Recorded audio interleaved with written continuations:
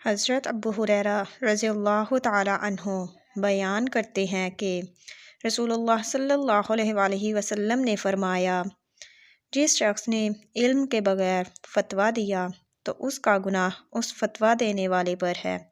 اور جس شخص نے اپنے مسلمان بھائی کو کسی معاملے میں مشورہ دیا حالانکہ وہ جانتا ہے کہ بھلائی اور بہتری اس کے علاوہ کسی دوسری صورت میں ہے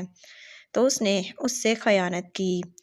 تو ناظرین کرام، دوسری صورت، جس شخص نے حضرت عبداللہ بن مسعود رضی اللہ تعالیٰ عنہ نے فرمایا،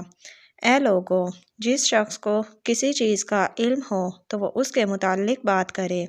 اور جسے علم نہ ہو تو وہ کہے اللہ بہتر جانتا ہے،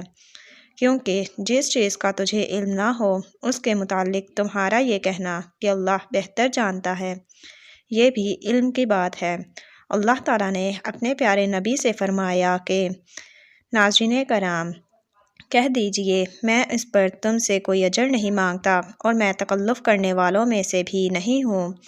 تو ناظرین کرام، ہر ٹائم جیو چینل کو ضرور سبسکرائب کیجئے گا۔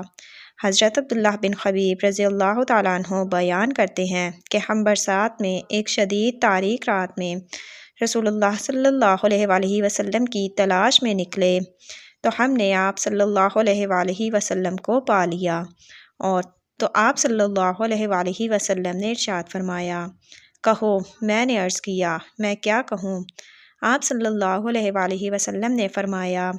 تم صبح و شام 3 مرتبہ سورہ اخلاص اور سورہ فلق پڑھا کرو، اور سورۃ الناس بھی۔ ناظرین کرام، مزید ویڈیوز دیکھنے کے لیے ہر ٹائم جیو چینل کو سبسکرائب کیجئے گا۔